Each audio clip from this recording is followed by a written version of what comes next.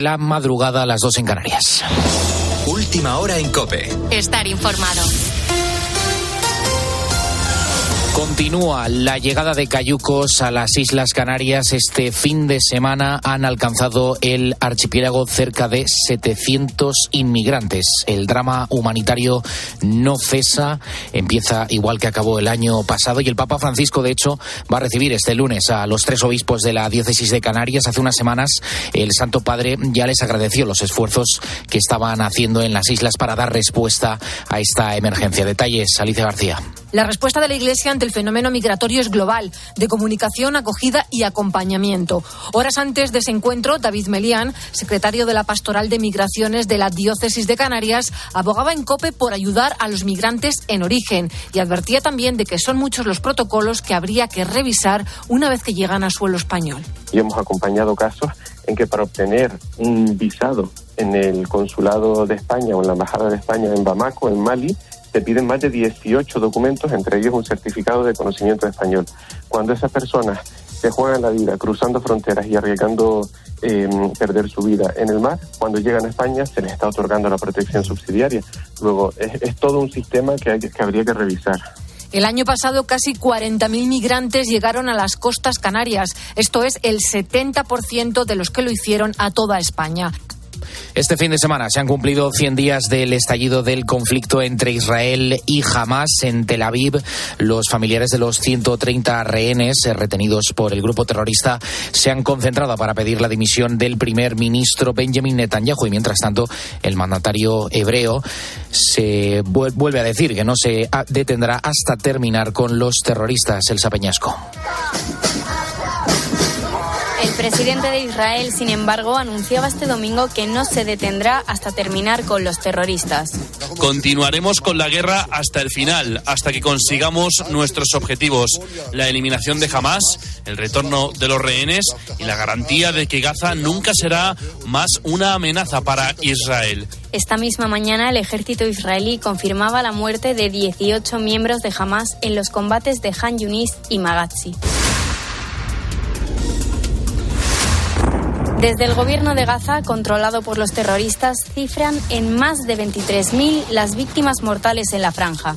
Mientras tanto, en el Mar Rojo, también en Oriente Medio, continúa la tensión. Varios testigos afirman que Estados Unidos y Reino Unido han bombardeado esta tarde, por tercer día consecutivo, posiciones militares de los rebeldes hutíes al oeste de Yemen.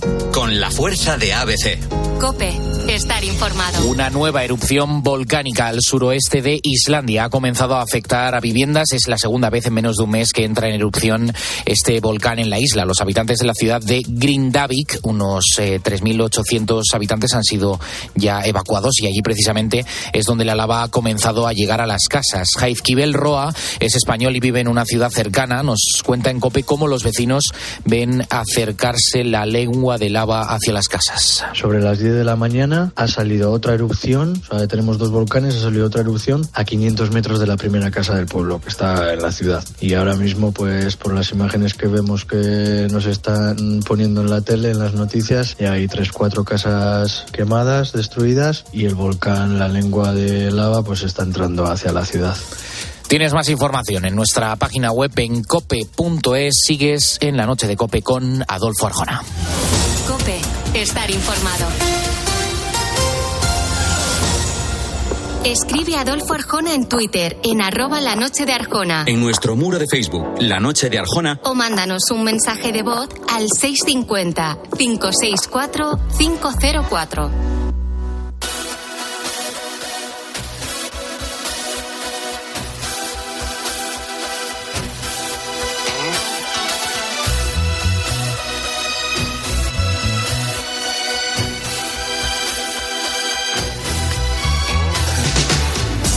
Bueno, ya estamos por aquí de nuevo. Después de las noticias llega el momento preferido de las mentes más curiosas. A partir de ahora, nos planteamos preguntas sobre el cuerpo humano, el mundo animal, los fenómenos naturales, el espacio exterior, esta revista para gente curiosa. Si te parece, vamos con el primer asunto.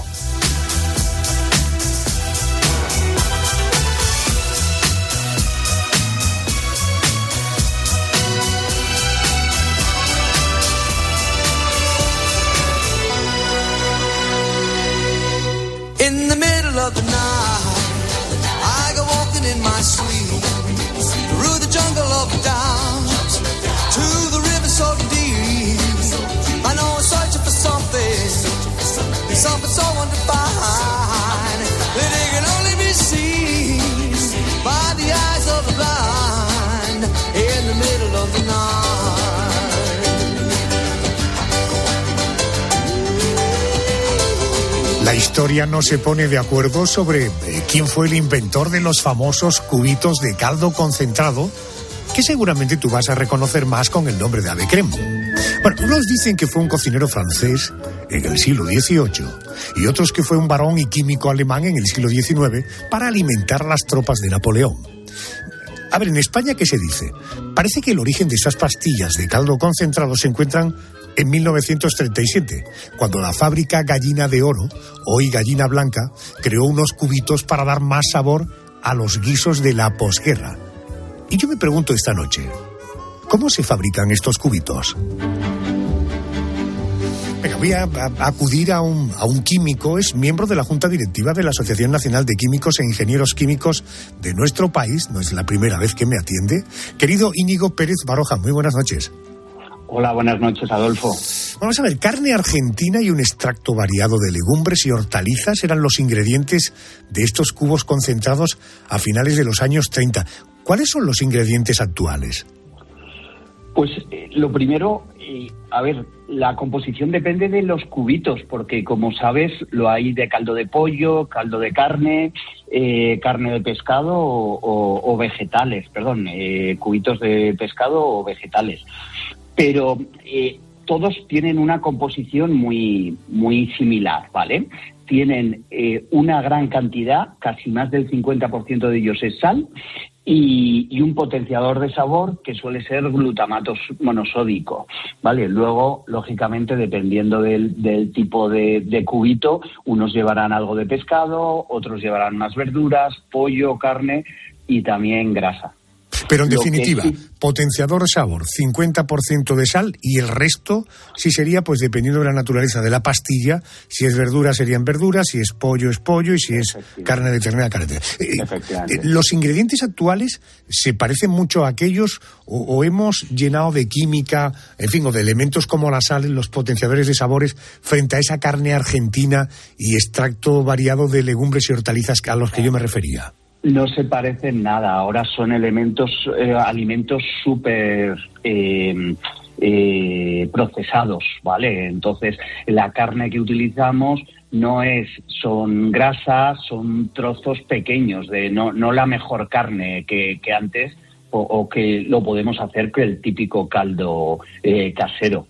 No es la mejor carne. Oye, Íñigo, ¿y esta sal, este potenciador de sabor y estos trozos, fragmentos o de carne o de pescado tal, el proceso de elaboración del caldo de concentrado, ¿cuál es? ¿Hervor? Y luego esto, ¿cómo se solidifica? ¿Cuál es el proceso? O sea, realmente es concentrado, ¿vale? ¿Qué tenemos que hacer? Eliminar todo el agua. ¿Qué solemos hacer? Es cocer durante mucho tiempo, que se vaya eliminando todo el agua, y luego lo que lo hacemos en forma casera, se podría hacer en forma industrial, se mete en el horno, en grandes hornos, que sin llegar a 100 grados, para que todo el agua se evapore y se quede, masa homogénea. ¿El hecho de que tengan esta forma de cubo responde a algo? Bueno, básicamente es un poco por comodidad. A la hora que hemos dicho que lo tenemos que meter en zonas en secaderos, y la forma más habitual, pues también porque el chocolate al final es en tabletas. Es un poco el moldeo más cómodo a la hora de elaborarlo. Y aunque no eres experto en temas de nutrición, pero supongo que incluso para esta conversación algo habrás leído, ¿sirven solo para dar sabor o también aportan otro tipo de nutrientes a las comidas? Y el caldo casero suele ser muy nutritivo y se utiliza mucho en dietas porque tienen muchas proteínas y además hidrata mucho, y con un tazón suele tener muy pocas calorías. Lógicamente, en procesados, en alimentos procesados, las pastillas de ave crème empeora un poco, demasiada concentración de sal, que sabemos que la sal en la dieta no podemos abusar de ellas.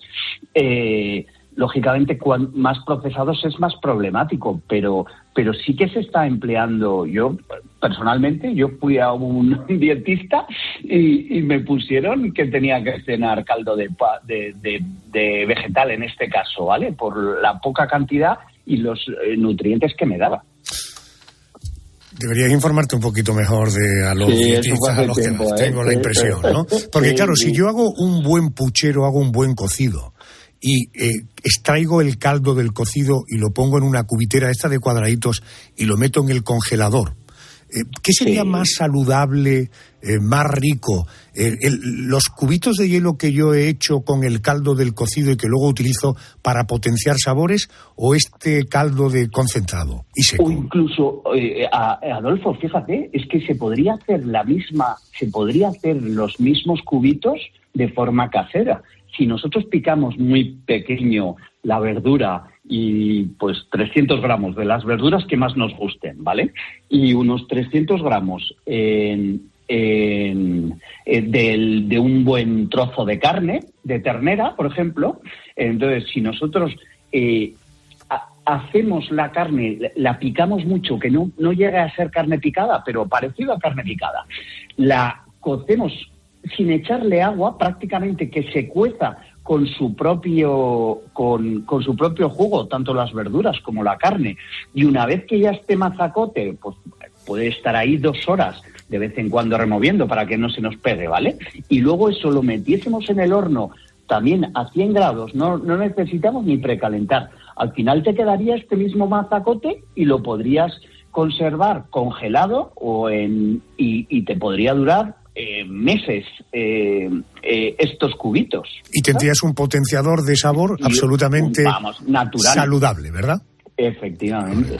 Íñigo, cualquiera que te oiga, claro, decir que eres de la Junta Directiva de la Asociación Nacional de Químicos, haciendo una recomendación como pica la verdura, ponle un trozo de carne con poca agua y luego al horno.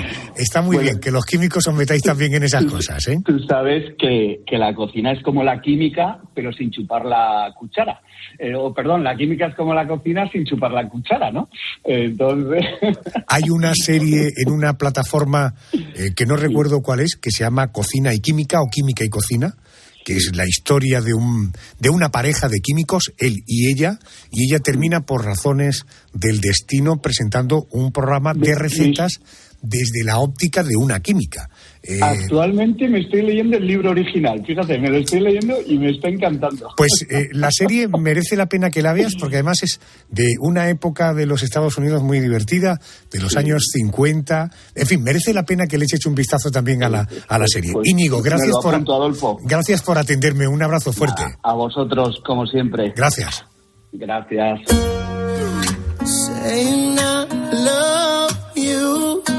It's not the words I want to hear from you.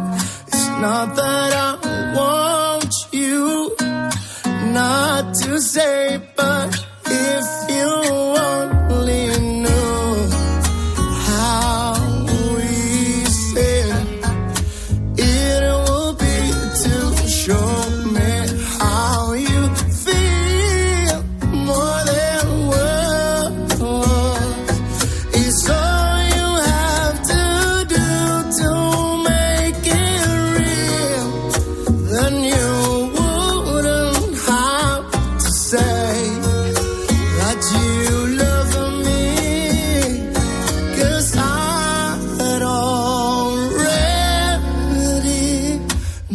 Qué bonita versión de este latinoamericano. Su nombre es Karim León. Yo le conocí en la ceremonia de los premios Grammy Latino. Un tío muy interesante. Te metes en Spotify, Karim León. Y lo de Karim con C, no con K. Bueno, déjame porque te voy a contar un estudio de la Universidad de Navarra con la colaboración de investigadores de Huelva y Sevilla. Dicen que dormir una breve siesta, no más de 30 minutos, además de dormir de 6 a 8 horas por la noche, bueno, pues la siesta, más este número de horas, reduce el riesgo de desarrollar fibrilación auricular, el tipo más frecuente, por cierto, de arritmia cardíaca. Pero con este estudio se confirma lo que otras investigaciones habían anticipado, que dormir la siesta española, la española la duermas en España, en Francia o en Italia, es absolutamente saludable y tiene muchos efectos positivos para la salud. Mónica, en tu caso, ¿tú duermes media hora de siesta y entre 6 y 8 horas cada noche? No, lo de la siesta no lo hago porque si me tumbo en el sofá después de comer necesito mínimo 1 hora completa, no soporto eso de los 30 minutos, no lo cumplo, así que no lo hago. Y lo de Las 6-8 horas de la noche sí que lo cumplo. De hecho, si puedo, duermo 8 horas, 9 horas, incluso hay 10 días de 10 horas. ¡Buah! Claro, lo que pasa es que me temo que eso tampoco es del todo bueno. Vamos a aclarar cuestiones. Vamos a saludar al cardiólogo Jesús Díaz. Es doctor del Hospital Juan Ramón Jiménez de Huelva. Es miembro del equipo que ha realizado precisamente este estudio sobre la siesta. Doctor, muy buenas noches. Bienvenido a COPE. Buenas noches, Adolfo. ¿Usted nos podría explicar, porque aquí estamos hablando de una fibrilación auricular, estamos hablando de arritmias, exactamente qué es una arritmia? Pues claro, mira, una arritmia es una alteración del ritmo cardíaco. La arritmia más frecuente es la fibrilación auricular, que se produce porque una parte del corazón, las aurículas, mandan estímulos de manera irregular y que habitualmente causan latidos cardíacos muy rápidos, lo que puede producir coágulos de sangre o insuficiencia cardíaca. Está muy relacionada con el envejecimiento, pero gracias a los avances de la medicina existen distintos tratamientos para esta grave enfermedad.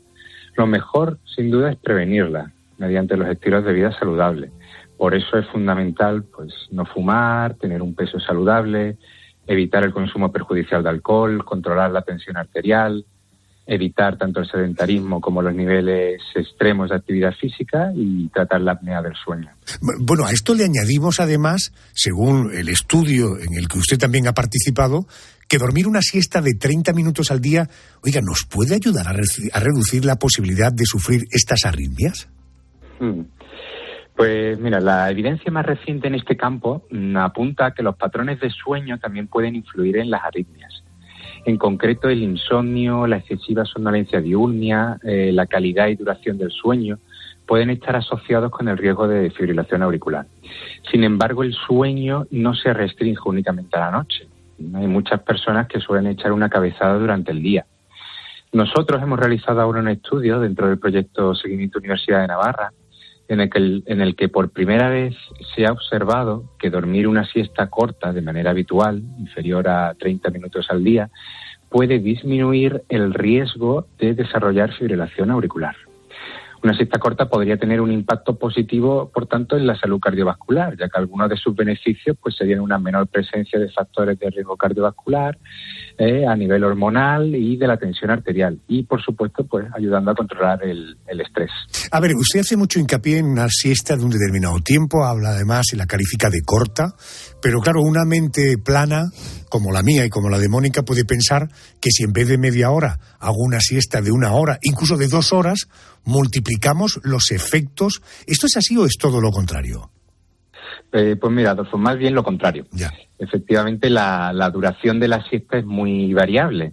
Puede ir desde unos pocos minutos hasta varias horas y sus efectos varían en consecuencia. La realidad es que se sabe por estudios previos que un tiempo excesivo durmiendo la siesta, que se suele definir como mayor a 1 hora, se ha relacionado con mayor riesgo de enfermedad cardiovascular y de mortalidad.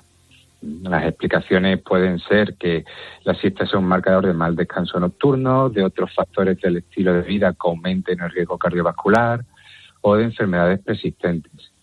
Además, las siestas prolongadas pueden trastocar el ritmo circadiano, pueden reducir la actividad física, conllevando un mayor índice de masa corporal y de obesidad y alterar diferentes hormonas. Todos estos mecanismos están muy estrechamente relacionados con el sistema cardiovascular y, en particular, con las arritmias cardíacas.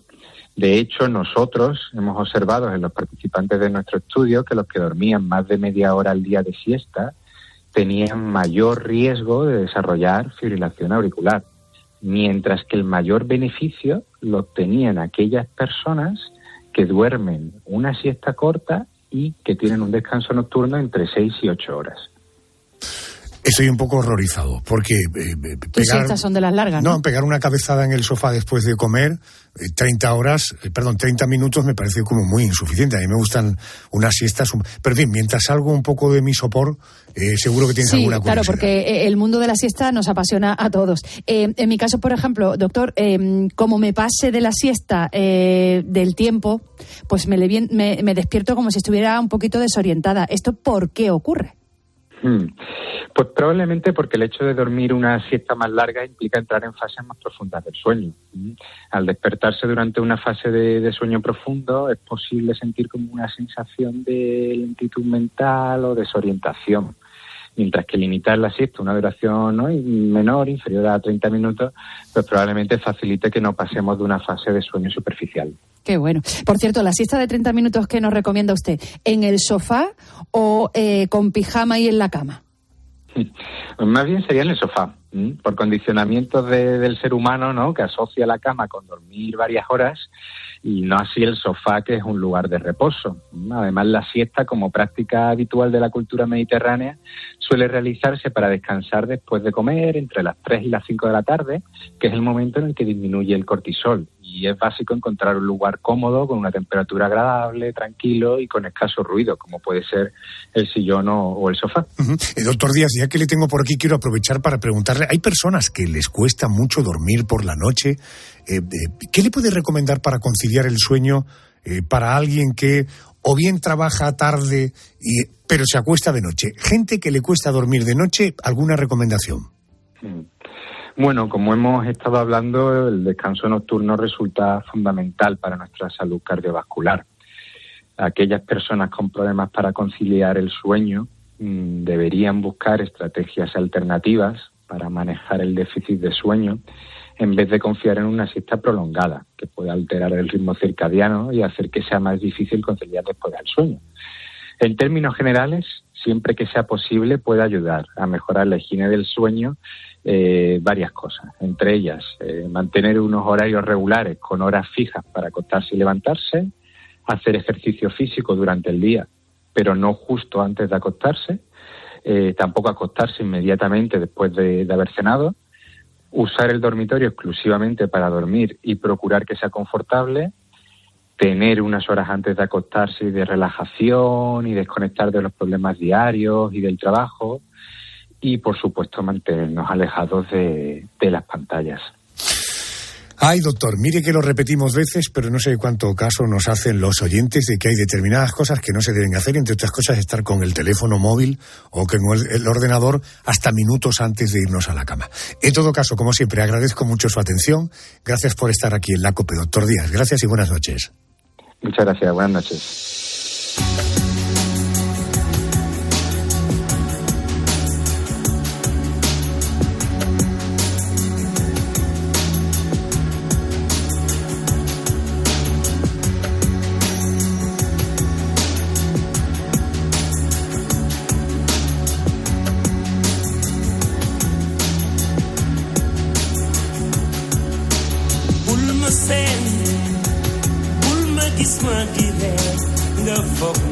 Imagina el drama de una familia cuando se enfrenta a la situación de que un ser querido es encarcelado en el extranjero, en centros penitenciarios inseguros, peligrosos, la mayoría sin las mínimas condiciones higiénicas o sanitarias, incomunicados, sin un buen abogado que defienda sus derechos.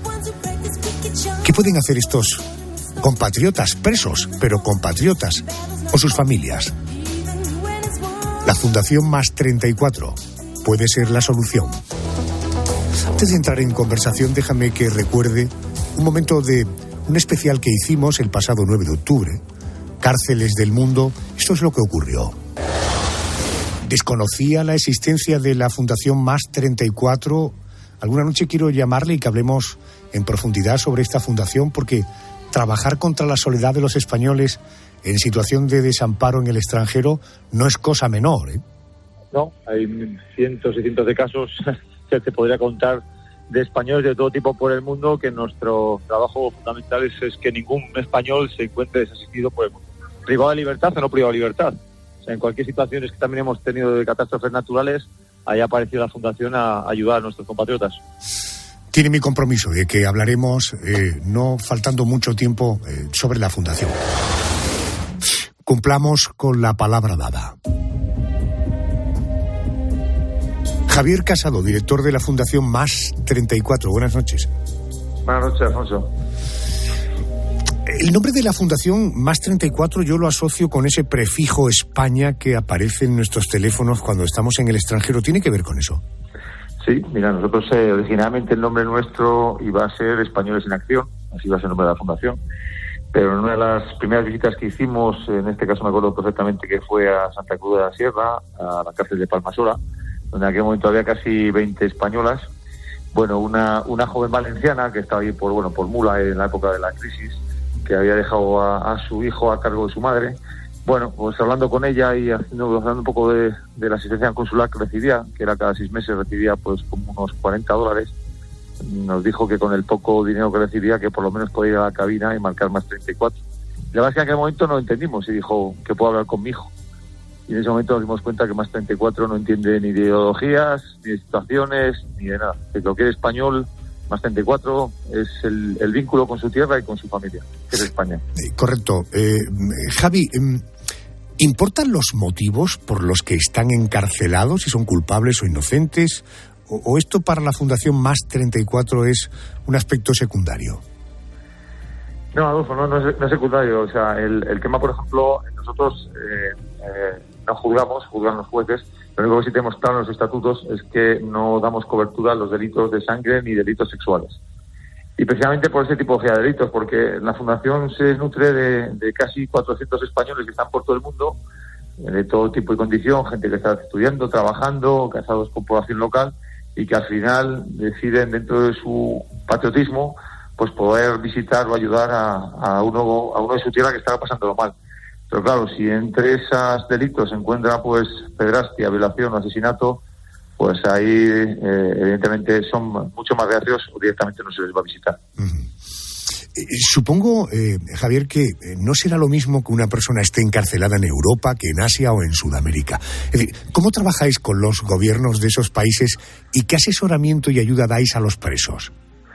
Bueno, lo primero que trabajamos siempre es con el MIC. Son los grandes conocidos, siempre son los más criticados porque siempre están para la foto fea. Pero en este caso con los consulados y con la Dirección General de Asuntos Consulares de Madrid coordinamos todas las visitas y todas las acciones a llevar a cabo, ¿no? Nunca hacemos nada sin su conocimiento para no entorpecer o no pisar. Para empezar con las familias aquí, dependiendo del país, cuando nos llaman, por ejemplo, por desgracia, esta semana nos ha llamado una familia que ha sido su hijo detenido en Perú.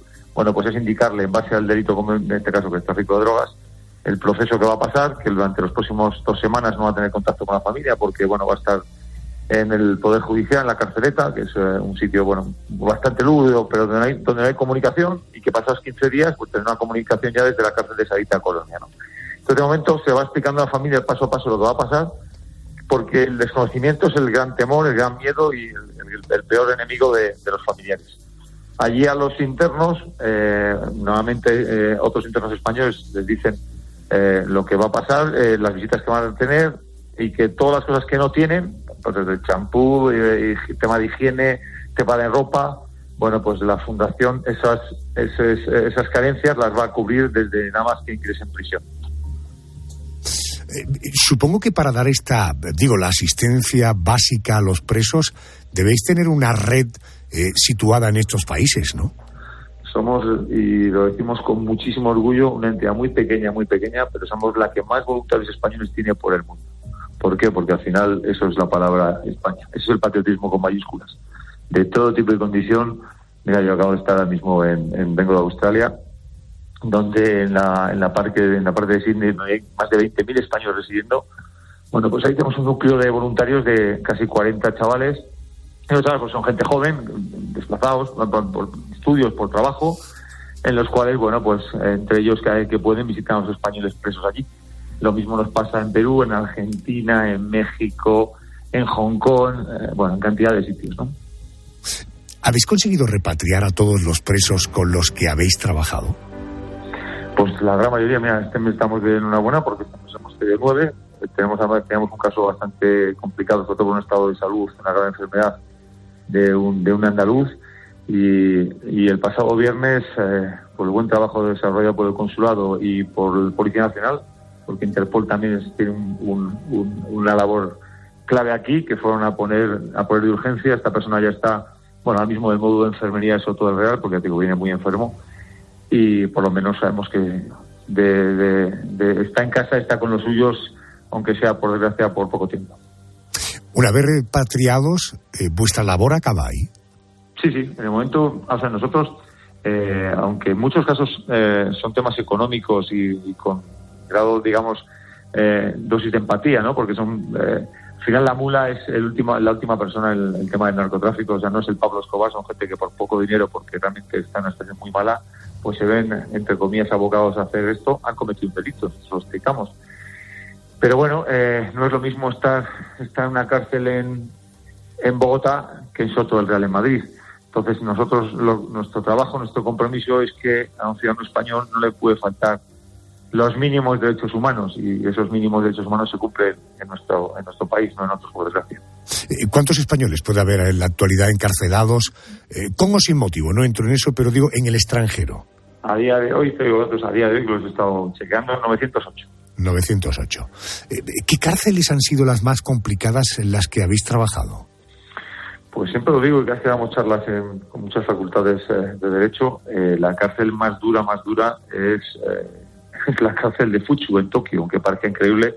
La cárcel de Japón, por la metodología de su código penitenciario, es las cárceles más duras del mundo. ¿Y por qué es tan dura? Porque es un maltrato psicológico, realmente se convierten en esclavos del sistema penitenciario. Entonces, bueno, pues no pueden tener contacto visual siquiera con funcionarios de prisiones, no pueden prácticamente hablar. La comida es kilocalórica, dícese que si hoy toca 97 gramos de proteína y la pechuga de pollo tiene 108 gramos, se corta para que sea 97 gramos. ¿Entiendes, no? Entonces, bueno, pues claro, no es lo mismo kilocalóricamente, lo mismo un japonés que un español. Entonces, bueno, todos vienen con problemas de desnutrición y sobre todo con problemas psicológicos, porque, te repito, es un trato muy duro, pero así lo refleja el Código Penal. O sea, no se está haciendo nada que no permita la ley en Japón. En Latinoamérica debe haber también cárceles duras, ¿no? Sí, vamos a ver.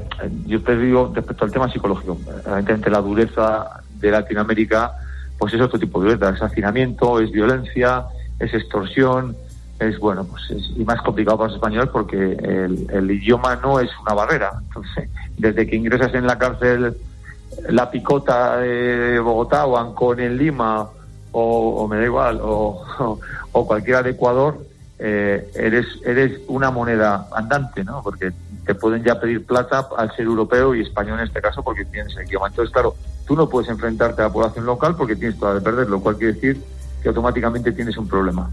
Incluso para pedir camas, es decir, el hacinamiento en una celda es de 8 y normalmente una celda de 8 puede haber en torno a 19, 20 personas. Bueno, el que peor va a estar es en este caso el español, si no paga. Dejamos claro que la Fundación Más 34, ni crímenes de sangre, ni crímenes sexuales. Pero Javier, sígueme un poco la reflexión. Quien ha irrumpido en el derecho de otro, por hurto, por pasarle droga, merece un castigo. Sí, y lo tiene, pero yo he contado siempre lo mismo. O sea, en el delito, por ejemplo, un delito de sangre, un delito sexual, bueno, en cualquier delito, en cualquier código penal hay dos actores, el que le realiza la acción y el que la recibe. Si tú vas a ser la persona asesinada o la mujer violada y un minuto antes te preguntas si quieres que se desarrolle ese acto, evidentemente vas a decir que no. Pero es curioso porque el tráfico de drogas, al final, la última persona en la cadena es alguien que voluntariamente va a consumir un gramo de cocaína. ¿Por qué? Porque le da la gana. Y va a pagar por ese un gran precio. Sin embargo, la persona que lo trae es una persona que tiene mucho menos dinero que el de lo consume. O sea, por eso es un acto, fíjate cómo cambia, ¿no? La voluntariedad del acto. El que consume drogas, por desgracia, lo consume porque quiere. Sin embargo, el que lo trae por una necesidad que suele ser económica. No es justificarlo, es explicarlo. Y fíjate, por ejemplo, como en el Estado, un poco lo que es un poco las diferencias de legislaciones y leyes e intereses, ¿no? El tema de la droga. En el Estado de Nueva York, desde el 1 de enero, como bien sabrán en la audiencia, se legalizó el tema del consumo del cannabis. Automáticamente, más de 3.000 internos que habían sido detenidos por tráfico de cannabis tuvieron que ser puestos en libertad, porque ya no era un delito contra la salud pública. ¿Y por qué se decidió eso? Realmente por dinero, porque a partir de eso el Estado de Nueva York recauda $400 millones solamente en impuestos directos por venderlo en locales, evidentemente, que están acondicionados para ello y que pagan impuestos. Uh-huh. Los que formáis parte de la Fundación aquí en España, ¿vivís de esto, de la Fundación? Sí, profesionalmente, sí, trabajamos con gente profesional en esto, claro. Cuando dices trabajamos con gente profesional, entiendo que son... Sí, no, hay abogados, tenemos asistente social, tenemos médicos, somos un equipo bastante completo. Al final hay un poco que tapar todas las necesidades que se pueden dar. Claro, bueno, me decías que acabas de llegar de Australia. Claro, ¿quién paga ese viaje? ¿Los fondos de dónde vienen? Los fondos vienen, pues mira, gracias a fondos propios y gracias a que hay 8 comunidades autónomas que siempre les agradecemos el que quieran dar el paso, porque la asistencia de un español en el extranjero es una asistencia, se piensa que es una asistencia solamente de asuntos exteriores, pero la ley, que es la ley 40/2006, que es el Estatuto de Ciudadanía Exterior, refleja que la asistencia de un español a cualquiera en situación de desamparo, vulnerabilidad o privación de libertad es una asistencia compartida, tanto que las comunidades autónomas se pelean por ello. Entonces, bueno, hay comunidades autónomas que toda tu audiencia podrá saber cuáles, que se desentienden todo lo que pasa, o la palabra España no quieren saber nada de ellas, y que creo que no tengo que decir que comunidades, y sin embargo hay otras que entienden que efectivamente la palabra España es más allá de nuestro país, ¿no? Que un español no se le puede dejar tirar solo. Entiendo. Y que nosotros no solo atendemos a priori de libertad, nosotros atendemos decenas de casos de españoles que no tienen nada que ver con tema de delincuencia de todo tipo y condición. Acabamos, mira, con una compañera mía ahora que está con un tema de una madrileña con 2 menores, bueno, pues que se casó en su día con un colombiano aquí, se fue a vivir para allá, bueno, el matrimonio terminó mal y está en situación de desamparo porque está en situación regular con las niñas, en este caso, ¿entiendes? ¿Verdad? Hay cientos de casos, y es así. Y nuestra labor es que, bueno, pues que una ciudadana española y 2 niñas españolas pues no se encuentren tirados en la calle. Esa es nuestra obligación. Vale, ¿qué comunidades se desentienden de sus ciudadanos, comunidades autónomas, que tú has dado por supuesto, que imaginamos cuáles son, pero conviene destacarlas? Bueno, más que se entiende que nosotros hemos intentado reunir con ellos y que luego no han querido saber nada, que ellos dicen que tienen su política al exterior, que no tiene nada que ver un poco con nuestro ADN y ya está. ¿Pero quiénes son? Por ejemplo, el gobierno catalán, nosotros con el gobierno catalán nos hemos reunido con el gobierno catalán y nunca hemos tenido... ¿Con los catalanes nunca? ¿Con el resto de comunidades? Nunca hemos tenido ningún trato y como entenderás, tu audiencia entenderá, nosotros cuando pasa algo no pregunto si es de Gerona o es de Huelva. ¿Entiendes, no? O sea, es un ciudadano español y se la atiende de igual manera. No vamos preguntando si su comunidad autónoma aporta o deja de aportar. Vale, ¿y ¿hay alguna otra comunidad que no aporte? Sí, bueno, hay otras que no aportan por diferentes motivos. O sea, Vasco tampoco, Galicia porque tiene su red, digamos, de casas regionales. O sea, me has dicho Cataluña, Galicia... Te digo las que sí tardamos menos, que es Madrid, Madrid, Aragón, Navarra, Baleares, Canarias, Castilla y León, Andalucía y Valencia. Las 8 comunidades. Y como has podido ver, el estereotipo político no tiene nada que ver, o sea, es totalmente diferente, pero al final es un poco esa unión de que fuera... Yo ponía el otro día, recibimos un premio del gobierno de Navarra, del Parlamento, que nos lo dio María Chivite, y yo decía en el acto, cuando estamos aquí en España y coincides en Madrid, 2 personas de fuera de Madrid, dices que soy de esta calle. Cuando te vas alejando, por ejemplo, 2 andaluces y coinciden en Barcelona, dices, pues yo soy de tal pueblo. Pero cuando tú estás en Argentina, al final no dices ni eres de esta calle, ni eres de este pueblo, ni de esta comunidad, eres español, ¿entiendes, no? Y nos van uniendo más cosas de las que nos separan aquí. Correcto. Sí, bueno, yo además no pretendo señalar comunidades buenas y malas. Yo aplaudo, no te he entendido. Nosotros al final agradecemos totalmente a las que bueno, pues las que confían en que no se olvidan de sus ciudadanos en ninguna de sus circunstancias, tanto privados de libertad, te repito, como no privados de libertad. O sea, porque también pasan catástrofes naturales. Sí. También, en el último terremoto de Marruecos, nosotros también bajamos a actuar ahí para ayudar a quién. Bueno, el caso, los españoles, el caso que me has dicho de esta señora de Madrid con un par de críos no es una delincuente, es que en fin. No, tiene visto en su vida, y te contaría de esos. O sea, nos hemos hecho famosos, como tú bien sabes, por el tema de Daniel Sancho, pero nosotros llevamos 10 años ayudando. O sea, no tendría mucho sentido que en este caso una persona que le han pillado en Bogotá, en el aeropuerto, con 3 kilos de cocaína, le vayamos a prestar asistencia, en este caso con los voluntarios, que llevándole ropa, llevándole tal, y sin embargo, a 200 kilómetros de allí, una ciudadana española con 2 niños, no se le da asistencia porque no llevaba droga. O sea, nosotros es ayudar a españoles que lo necesitan, para eso estamos. Y para eso están los 400 voluntarios repartidos por todo el mundo, deseando poder echar una mano a su compatriota. Javi, ¿cómo, si alguien que está escuchando la radio considera que podéis ser de ayuda, cómo se contacta con vosotros? Pues nada, a través de de redes sociales, sobre todo por internet, por la página web o Facebook, porque en Latinoamérica todos los grupos de españoles están en Facebook. Y yo, por ejemplo, cuando tenemos alguna historia así Mira, ahora, de que te decía que venía de Australia, en el centro de Australia teníamos a 2 españoles presos. En el centro de Australia no es el centro de España, son otras 3 horas de avión desde Melbourne, donde Cristo perdió la última misa, porque allí no había absolutamente nada. Bueno, pues allí a través de Facebook aparecieron 4 españoles. Y bueno, pues mira, gracias a esos 4 españoles pudimos decirle la situación que estaba viviendo otro ciudadano español que estaba preso a 50 kilómetros de donde vivían ellos.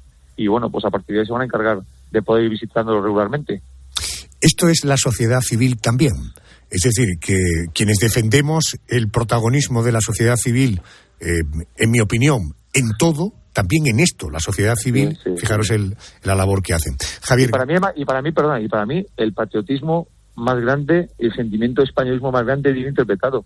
O sea, ese sentimiento real. O sea, eso sí que es la palabra España. Porque aquí no se pregunta ni a quién votas nada, pero cuando estás fuera te aseguro que la palabra España te une, siempre te une. En esta situación que está nuestro país a día de hoy, por desgracia, te aseguro que fuera los ejemplos de españolidad con mayúsculas son máximos. Y los vivimos y la verdad es que, bueno, pues a nosotros eso realmente nos enorgullece. Señor Casado, director de la Fundación Más 34, gracias por atenderme, gracias por la labor que hacen y mucha suerte. Gracias. Gracias a vosotros. Afortunadamente hay gente que piensa en esta otra gente. Pero en todo caso, de ese mundo tan duro, tan difícil, vámonos a tiempo atrás, a la memoria, porque seguro que en tu memoria hay momentos asociados a canciones, a noticias, a programas de televisión, a películas. ¿Cómo recuerdas el tiempo pasado? Déjame que te proponga un viaje en el que posiblemente se despierten algunos momentos que hasta ahora permanecían dormidos en tu recuerdo. Acompáñame al año 1988. Ese año, Julio Anguita, el apodado Califa Rojo, maestro de escuela de prosa filosófica y populista, se convertía en secretario general del Partido Comunista Español. Para ser alternativa hay que creérselo y empezar a trabajar muy rigurosamente para serlo. En 1988, los españoles asistíamos al que fue, hasta entonces, el secuestro más largo cometido por la banda terrorista ETA.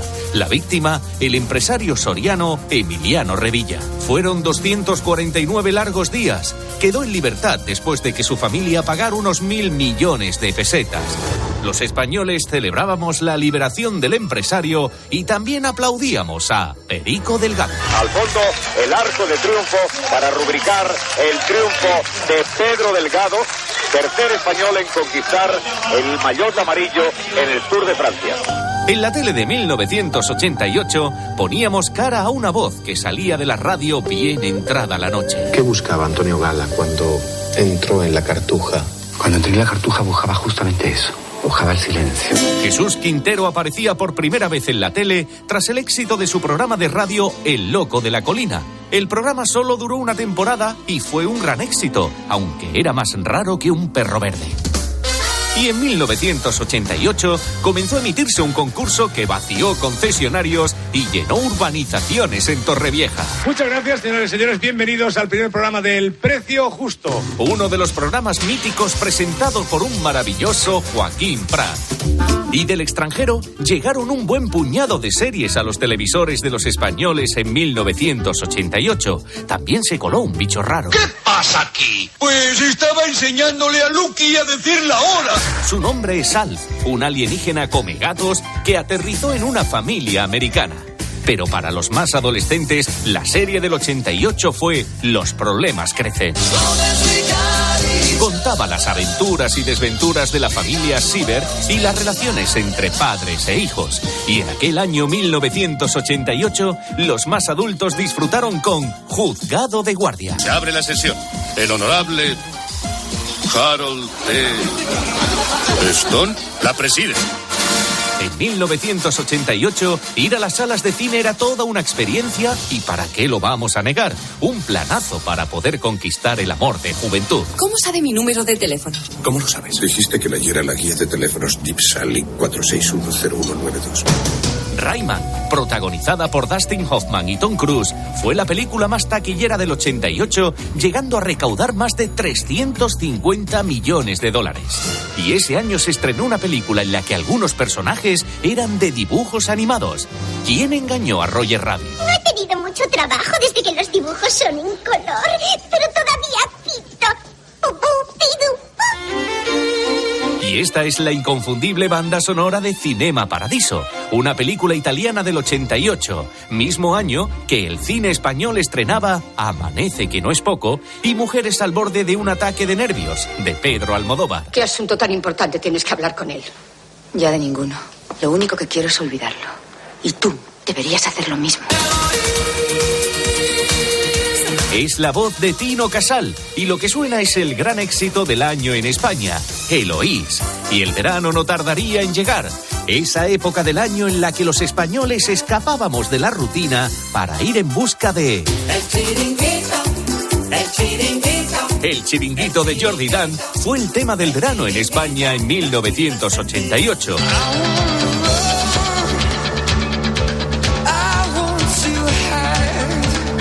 Los irlandeses U2 publicaron en el 88 su álbum The Joshua Tree. Hasta la fecha han vendido más de 30 millones de copias y en ese año ganaron 2 premios Grammy, entre ellos al mejor disco del año.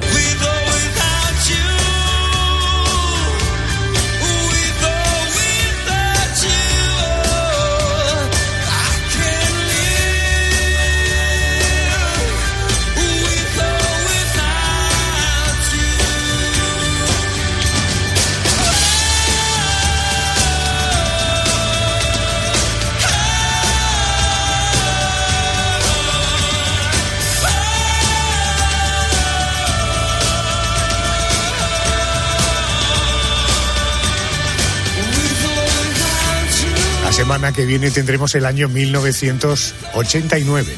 Déjame porque hay un porqué. Fíjate, hay infinidad de expresiones que usamos en nuestro día a día y que tienen como protagonista a los animales. Déjame que te voy a poner algún ejemplo. Cuando alguien tiene muy buena memoria, se dice que tiene memoria de elefante. O por ejemplo, Carmen, estás por ahí, ¿no? Estoy aquí, Adolfo. Alguien que tiene facilidad para dormir mucho y decimos que además duerme muy bien, ¿cómo duerme? Como un lirón. Un lirón, correcto. O una persona muy asustadiza, un cobardica, sería un gallina. Un gallina. O cuando alguien come demasiado se dice que se ha puesto como un cerdo. O de alguien que no está muy centrado decimos que está como una cabra. O de alguien que tiene buena vista decimos, Carmen... Que tiene vista de lince. Correcto. ¿Y eso por qué es? ¿Por qué la agudeza visual se compara con la vista del lince? Vamos a hablar con alguien experto, es el director de biología del Zoo Aquarium de Madrid. Es Agustín López, él sabe mucho de nuestro lince, del lince ibérico. Agustín, ¿estás por ahí? Buenas noches. Hola, buenas noches, Adolfo. Sí, hola, buenas noches. El lince ibérico es una especie de felino, es el más grande del sur de Europa, todos tenemos la imagen en la cabeza.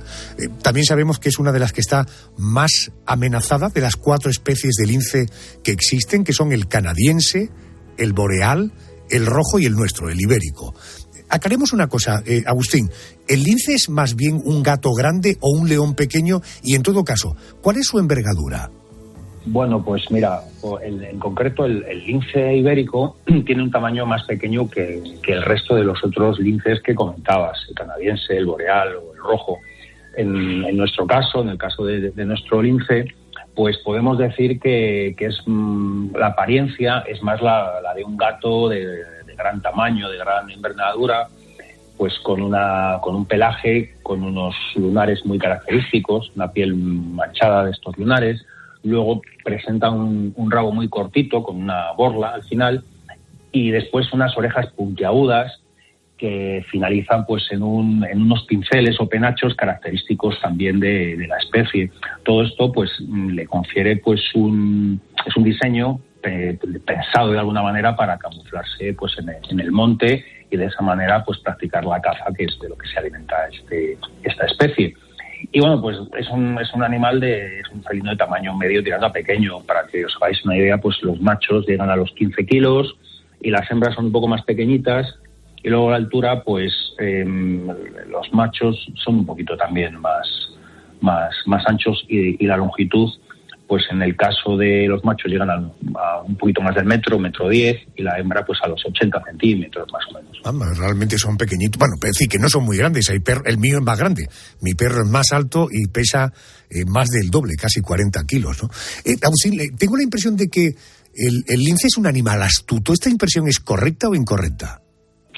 Bueno, pues es una impresión correcta en este caso, porque la verdad es que son animales que su supervivencia pues depende de que tengan esta habilidad, ¿no? Que sean astutos, que sean animales que sepan acechar, utilizar el refecho, la espera, se agazapan entre los matorrales, intentan acercarse lo máximo a las presas y bueno, pues incluso en culturas como la cultura griega clásica, a los linces se les asociaba con esa característica que comentas, ¿no? De animales o personas astutas, ¿no?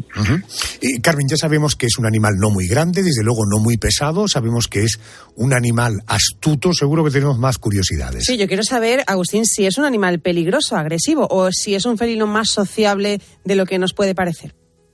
Bueno, pues en la mayor parte de los casos vive de forma solitaria y nómada, ¿no? Se muestra, como decíamos, más sociables únicamente en la época de celo, son cazadores muy ágiles, y bueno, pues sociabilidad en general pues tienen poca, ¿no? El lince ibérico es un buen cazador y en todo caso, Agustín, ¿de qué se alimenta el lince y cuál es su depredador? ¿Quién se alimenta del lince? Bueno, pues en realidad en los ecosistemas en los que viven los linces ibéricos, ellos están en la parte alta de lo que se llama la pirámide alimenticia, son lo que se conoce como superpredadores. Entonces, bueno, pues ellos se alimentan exclusivamente de conejos y, por otro lado, atacan a otros carnívoros de menor tamaño que les podrían hacer la competencia, como pueden ser pues jinetas, meloncillos o zorros, garduñas. La única excepción son los lobos, ¿no? Que son de mayor tamaño que ellos. Y es curioso porque en las zonas en las que viven los linces ibéricos, en realidad abunda más el conejo, porque claro, pues como desplaza a estos otros predadores que comentábamos, pues finalmente hay una población mayor de conejos que en las zonas en las que no hay lince. Ya digo, curiosamente. Agustín, le planteo una curiosidad que esta noche nos ha hecho interesarnos por este animal, por el lince. Porque cuando alguien ve muy bien se dice que tiene vista de lince. ¿Esto es una casualidad de este animal? ¿Es anecdótico? ¿O es que realmente tiene una gran agudeza visual? Bueno, pues los felinos en general es cierto que tienen una agudeza bastante importante, mayor que la que podemos tener los humanos o los primates que somos. Tienen esa capacidad de detectar el movimiento con mayor presteza, de manera más fina, pero también hay una contraprestación y es que no ven en colores como nosotros, no tienen esa característica de poder observar pues el mundo en colores, más pues en tonos más apagados, más de colores que tienen al blanco y al negro, pero como ya digo, como contraprestación, pues sí que pueden detectar movimientos con muchísima más facilidad que la que podemos hacer nosotros. De ahí esa frase de tener lista de lince, porque claro, se fijan muchísimo en cualquier pues pequeño movimiento que nosotros no somos capaces de detectar, ¿no? Correcto. Agustín López, director de Biología del Zoo Aquarium de Madrid. Señor, gracias por atenderme esta noche y a estas horas. Gracias. Muchas gracias a vosotros y buenas noches, Adolfo. ¿Cuál es tu percepción del paso del tiempo? ¿Eres de los que cree que pasa rápido? ¿Rápido? ¿O lento? Hagamos un sencillo ejercicio y recordemos noticias ocurridas una semana como esta, pero de hace justo un año.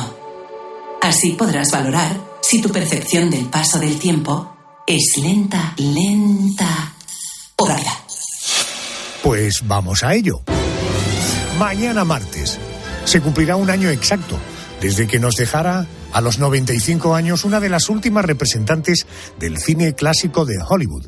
Me refiero a la actriz italiana Gina Lollobrigida. Me porté mal contigo. Ya pasó todo. No creo que olvides tan fácilmente. Aquel dinero te hacía más falta que a mí. Todavía me remuerde la conciencia. La protagonista de películas como La mujer más guapa del mundo y Salomón y la reina de Saba. Rodó a lo largo de su carrera, Andrés, más de medio centenar de largometrajes. Sí, Gina comenzó destacando en el cine europeo hasta que dio el salto a Hollywood de la mano del director John Huston y compartiendo protagonismo con Humphrey Bogart en la película La burla del diablo. A partir de ese momento comenzaba a fraguarse una leyenda en la gran pantalla. Vamos a ver qué opina el crítico de cine de la COPE, Jerónimo José Martín, sobre quién fue Gina en el cine. Jerónimo, buenas noches. Buenas noches, Adolfo. Gina Lollobrigida fue la más internacional de las actrices italianas junto con Sofía Loren.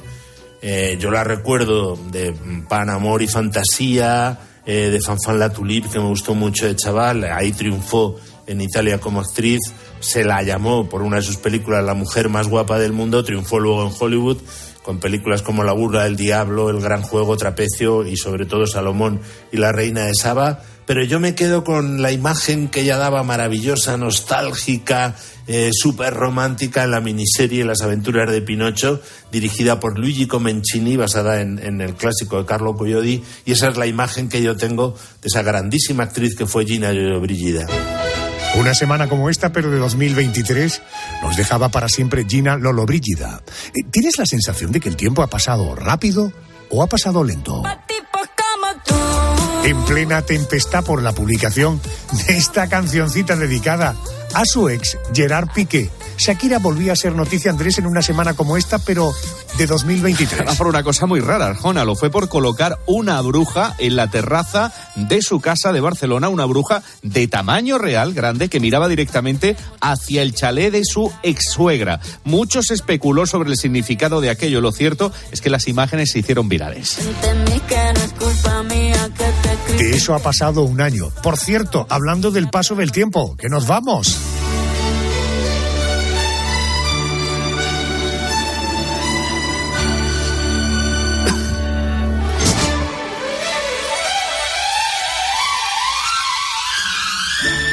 Ha sido un auténtico placer compartir contigo este tiempo de radio desde que acabara el partidazo.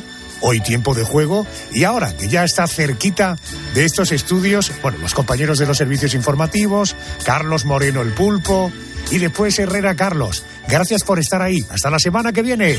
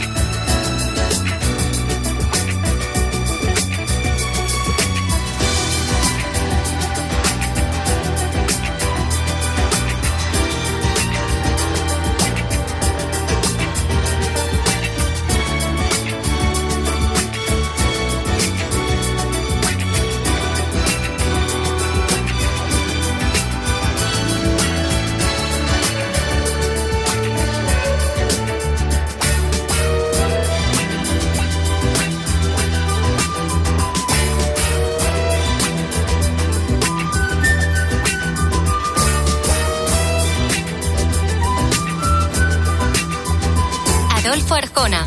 La noche. COPE. Estar informado. Si afecta tu bolsillo, le interesa a Carlos Herrera. Los españoles parece que vamos a gastar menos en las rebajas de este año. En concreto, se espera que el gasto sea un 12,8% inferior al del año pasado por persona, situándose en 164 euros, 21 menos que en 2023. Y eso sin aplicar la inflación acumulada. Carlos Herrera, Marc Vidal y tu economía. De lunes a viernes desde las 8 de la mañana. En Herrera en COPE.